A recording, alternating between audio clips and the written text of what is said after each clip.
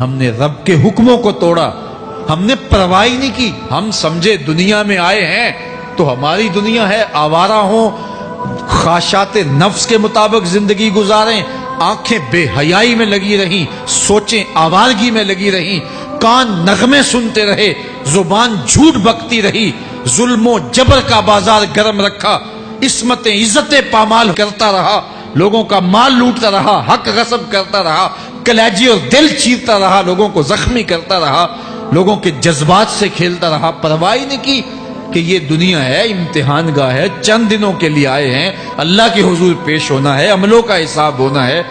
اب جب وہ دیکھیں گے کہ ہمارے ساتھ کیا ہونے والا ہے تو ان کے چہرے پہلے بگڑ جائیں گے۔ کیوں؟ وہ گمان کریں گے کہ ان کی ریڑھ کی ہڈی توڑ دی جائے گی، ایسے عذاب آئیں گے جس طرح کسی کی ریڑھ کی ہڈی ٹوٹ جائے تو اس کا چہرہ شگفتہ گلاب تو نہیں ہوتا، اس کا چہرہ جو ہے وہ تو کس قدر مرجھایا ہوا ہوتا ہے۔ تو اللہ ارشاد فرماتا ہے اس طرح ان کے چہرے ہوں گے۔ ابھی عذاب آیا نہیں ہے لیکن چہرے پہلے اترے ہوئے ہوں گے، اور جب عذاب کی بھٹی میں ڈالے جائیں گے، اللہ اکبر، اور وہ سخت عذاب، حضور نے جبریل امین سے پوچھا مجھے جہنم کے عذابوں کا ذکر سناؤ۔ عرض کی حضور سب سے ہلکے عذاب کی کہانی سناتا ہوں، اور وہ یہ کہ جہنمی کے پاؤں میں آگ کا جوتا رکھا جائے گا، باقی پورا بدن اس کا سلامت ہوگا۔ یہ سب سے ہلکے عذاب کی کیفیت ہے۔ اب پاؤں میں آگ کا جوتا ہوگا، حدت، گرمی، شدت اتنی ہوگی کہ دماغ پگھل کے ناک اور کانوں کے راستے سے باہر آ جائے گا۔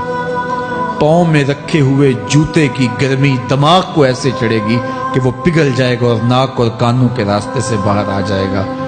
تو اللہ کے عذاب کے خوف سے چہرے بگڑ جائیں گے، حالت سلامت نہیں رہے گی۔ یہ بات ذہن میں رکھیں کہ اللہ جس کو جہنم میں ڈالے گا اس کو اس صورت میں نہیں ڈالے گا، یہ محمدی صورت ہے، یہ شکل اس کی چھین لی جائے گی اور اس کی شکل بڑی کر دی جائے گی۔ اس کا ایک ایک دانت احد پہاڑ جتنا ہوگا۔ احد پہاڑ کا پھیلاؤ 15 کلومیٹر پہ ہے، 15 کلومیٹر کا ایک دانت، اور 32 دانت کتنے ہوں گے تو منہ کتنا بڑا ہوگا۔ اس کو اتنا بڑا اس لیے کیا جائے گا تاکہ وہ عذاب کی تکلیف زیادہ سہے۔ 70 گز موٹی کھال ہوگی، اور کھال جل جائے گی تو اللہ قرآن میں فرماتا ہے ہم نئی کھال دے دیں گے تاکہ عذاب کی تکلیف اس کو گوارا کرنی پڑے۔ پھر چیخے گا، چلائے گا، ہائے مجھے پانی دو، پانی دو، پیاس کی شدت ہے۔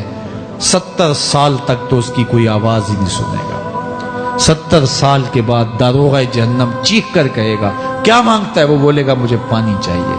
کہا جائے گا تو بے بھی ملتا ہے پانی۔ پھر داروغہ جہنم اسے پانی دے گا، کوکا کولا کی بوتل دے گا یا پیپسی تھما دے گا یا منرل واٹر کی بوتل دے گا؟ نہیں، قرآن بتاتا ہے اسے مائے حمیم دیا جائے گا، کھولتا ہوا پانی، اور وہ اتنا گرم ہوگا جب پینے کے لیے چہرے کے قریب کرے گا اس سے اٹھتی ہوئی بھاپ کی وجہ سے چہرے کی کھال ادھڑ کے اس کے اندر گر پڑے گی، لیکن اس کے باوجود اس کو پینا پڑے گا۔ اللہ فرماتا ہے یہ دنیا ہی سب کچھ نہیں ہے، سمجھ لیا یہی سب کچھ ہے، آخرت کو بھول گئے، صبح اٹھے کام پہ چلے گئے، شام آئے آوارگی میں چلے گئے، صدائیں آتی رہی حی علی الصلاۃ حی علی الفلاح، کوئی پرواہ نہیں کی، نہ پیشانیوں نے سجدے کیے، نہ سوچوں میں پاکیزگی آئی، زندگی یوں گزار کے چلے گئے۔ ایسے نہیں، کہا ایک وہ ہوں گے جن کے چہرے شگفتہ گلاب ہوں گے، ایک وہ ہوں گے جن کے چہرے بگڑے ہوئے ہوں گے۔ اللہ اکبر، کلا اذا بلغت التراقی، یہ تو قیامت کا منظر ہے نا، قیامت سے قبل بھی ایک منظر ہے، اللہ اس منظر کو بھی بیان کر رہا ہے، کلا اذا بلغت التراقی، ہاں جب جان گلے کو پہنچ جائے گی۔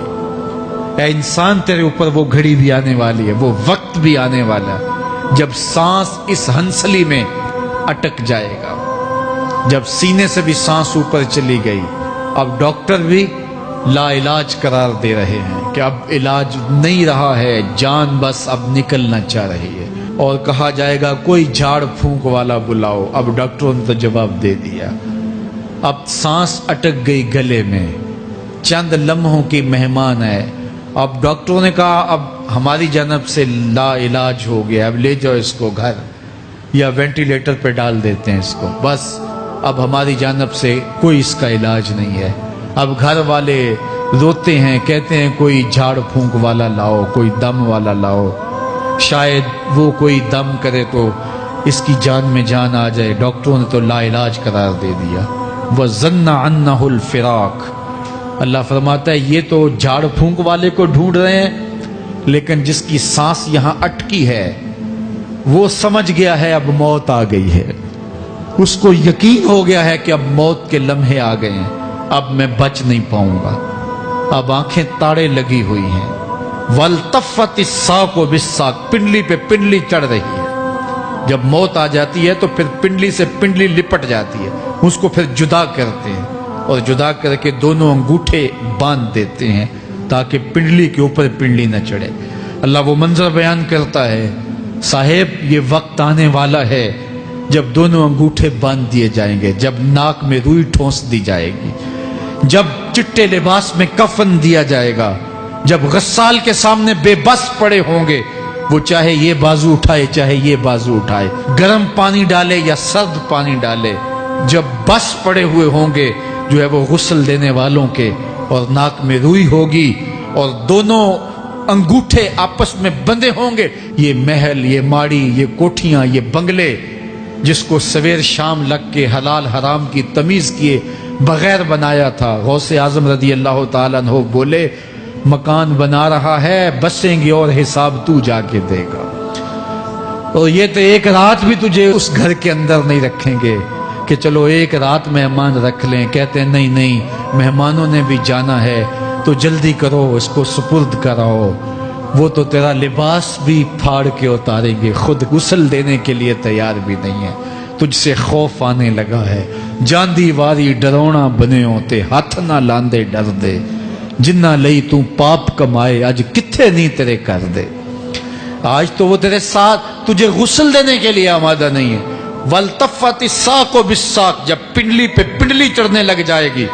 إِلَىٰ رَبِّكَ يَوْمَئِذٍ الْمَسَاقُ. اس دن تیرے رب کی طرف ہی لوٹ کے جانا ہے. فَلَا صَدَّقَ وَلَا صَلَّىٰ. اس نے نہ تو سچ مانا اور نہ نماز پڑھی. وَلَٰكِنْ كَذَّبَ وَتَوَلَّىٰ. ہاں جھٹلایا اور منہ پھیر کے چل پڑا. ثُمَّ ذَهَبَ إِلَىٰ أَهْلِهِ يَتَمَطَّىٰ. پھر اپنے گھر کو اکڑتا ہوا چلا. اولا لک فاولا ثم اولا لک فاولا. تیری خرابی آ پہنچی، ہاں تیری خرابی آ پہنچی. ایحسب الانسان ان یترک سدی. انسان دنیا میں یہ گمان کرتا ہے اس کو سدا چھوڑ دیا جائے گا. سدا عربی میں ایسے اونٹ کو کہتے ہیں جس کی مہار کسی کے ہاتھ میں نہ ہو. شترے بے مہار، جہاں مرضی جس گھاٹ سے چاہے پانی پیے، جہاں سے مرضی چارہ لے، تو شترے بے مہار کو کہتے ہیں سدا.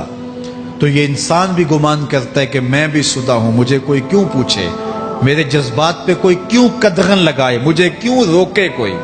بالخصوص جوانی کے ایام کے اندر جوان کو بڑا ہوتا ہے کہ کوئی مجھے کیوں. وہ تو ماں باپ کے کہنے میں بھی نہیں آنا چاہتا. وہ کہتا ہے کیوں مجھے روکتے ہیں، میری جوانی ہے، میرے جذبات ہیں، مجھے آزادی سے جینے دو، کیوں میرے راستے میں رکاوٹ بنتے ہو، میں سدا ہوں.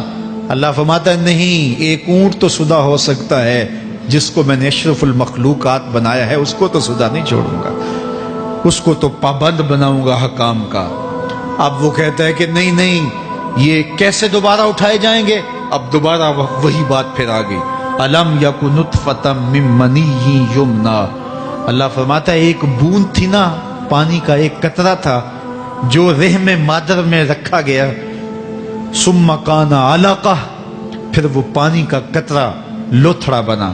فخلق فسوی، پھر اللہ نے اسے پیدا فرمایا اور پھر ٹھیک ہموار کیا. فجعل منہ الزوجین الذکر والانثی، پھر اس سے وہ جوڑ بنائے، کوئی مرد بنایا کوئی عورت بنائی. کہا اب غور کر، اب تیری آنکھیں دیکھتی ہیں، بجلیاں چمکتی ہیں، تیری زبان کا طوطی بولتا ہے، لوگ اشش کرتے ہیں تیری گفتگو پہ، تیری گفتار پہ صدقے جاتے ہیں، تیرے لہجے کے جمال کو دیکھتے ہیں، تیرے سینے کا زور، تیرے پنجوں کی طاقت، تیری دماغ کی تیزیاں اور تیری سوچوں کے اجالے، تیری زوردار ٹانگیں، تیرے کڑیل بازو اور تیری چوڑی چھاتی اور تیرے گلاب کی پتیوں جیسے ہونٹ، اے انسان یہ سب کچھ کہاں تراشا گیا؟ ماں کے رحم میں، اس تاریکی میں جو 3 پردوں میں تھی، تیرا سر تیرے گھٹنوں میں تھا، اور تیرے رب نے وہاں تیرے اندر نسوانیت یا رجولیت کی صلاحیتیں پیدا کی، تیری آنکھوں میں چمک پیدا کی، تیرے کانوں میں نغمے بکھیرے، تیری زبان کے پٹھوں پہ قوت ذائقہ رکھی، تجھے بولنے کی صلاحیت دی، تیرے پنجوں میں زور رکھا۔ آج تو مفتی شہر ہے، آج تو علامۃ الدہر ہے، آج تو قاضی القضات ہے، آج تو منسٹر ہے، آج تو وزیر اعظم ہے، آج تو پہلوان ہے، آج تو شہزادہ ہے، آج تو بادشاہ ہے، آج تو زوراور ہے، آج تیری طاقت کے کیا کہنے؟ آج شیروں کو تو نچا لیتا ہے، ہاتھیوں کو تو بٹھا لیتا ہے، آج تو بڑا زوراور گھڑ سوار ہے، آج تیری طاقت کے کیا کہنے؟ تو کشتی کرتا ہے، زمانہ دیکھنے آتا ہے، آج تیری طاقت کے شوہرے ہیں، تیری عظمت کے تنتنے ہیں، لیکن انسان تو ایک ناپاک قطرہ تھا اور رحم مادر میں تھا۔ تیرے اندر یہ رنگ کس نے بھرے؟ تیرے کانوں میں نغمے کس نے رکھے؟ تجھے دماغ کی قوتیں کس نے دی؟ زبان کو بولنا کس نے سکھایا؟ آنکھوں میں توانائیاں کس نے رکھی؟ تیری زبان کا طوطی بولتا ہے، یہ سلیقے کس نے دیے؟ پھر اللہ فرمایا، کتنا زوردار بیان ہے، الیس ذالک بقادر علی ان یحیی الموتى، جو ماں کے پیٹ میں ایک نطفے کو ایک خوبصورت انسان بنا سکتا ہے، ہڈیوں کو جوڑ کے دوبارہ انسان نہیں بنا سکتا؟ کیا وہ دوبارہ تجھے کھڑا نہیں کر سکتا اپنے سامنے پیش ہونے کے لیے، جس کے حکموں کو تو نے توڑا ہے، جس کے فرامین کا تو نے مذاق اڑایا ہے؟ کیا وہ اتنا ہی بے بس ہے کہ اپنے حضور تجھے جو ہے وہ کھڑا ہی نہیں کر سکتا ہے؟ جس رب نے تجھے ماں کے شکم میں شکل دی، حضرت شیخ فرید الدین عطار بولتے ہیں، سانے کستی سلاتی می شود، ایسا کاریگر ہے مٹی سے بادشاہ بنا ڈالتا ہے۔ اس نے مٹی سے دارا و سکندر بنائے، اس نے مٹی سے جو ہے وہ رستم و سہراب بنائے، اس نے مٹی سے کیا کیا بنا دیا جو مٹی سے بادشاہ بنا سکتا ہے، جو نطفہ رحم مادر سے جو ہے وہ شکل اور صورت اور رنگ اور جمال بنا دیتا ہے۔ تیری صورت نکھرتی ہے، تیرے ہونٹ گلابی ہیں اور تیری نرگسی آنکھیں ہیں، تیرے ریشمی بال ہیں اور تیری خوبصورت رنگت ہے، تو چال چلتا ہے تو لگتا ہے قیامت چل رہی ہے، تیرا قد رانا جو ہے وہ صنوبر کو شرماتا ہے، تیری گفتار کے تنتنے ہیں۔ جس نے اتنی خوبصورت شکل ماں کے رحم میں بنائی، کیا وہ ہڈیوں کو جوڑ کے دوبارہ انسان نہیں بنا سکتا؟ وہ دوبارہ انسان بنائے گا اور پھر تجھے اپنے حضور کھڑا کرے گا۔ اور ایک حدیث میں آتا ہے، اللہ بندے کو اپنے حضور کھڑا کرنے کے بعد اپنے سامنے سے ہٹنے نہیں دے گا جب تک 5 سوال نہیں پوچھ لے گا۔ ان عمرہ ہی فیما افنا ہو، اس کی عمر کے بارے میں پوچھے گا، کہاں ضائع کی؟ میں نے تجھے زندگی دی، 60 سال 70 سال 40 سال 50 سال، اس زندگی کو کہاں گزار کے آیا ہے؟ ان شباب ہی فیما ابلا ہو، اس کی جوانی کے بارے میں پوچھا جائے گا، جوانی کہاں گزار کے آیا ہے؟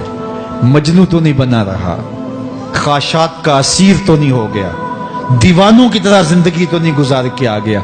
تیری جوانی کسی چوک میں تو نہیں گزری، تیری جوانی آوارگی میں تو نہیں گزری، ساری رات سوشل میڈیا کے اوپر گندگی اور غلاظتیں تو نہیں دیکھتا رہا؟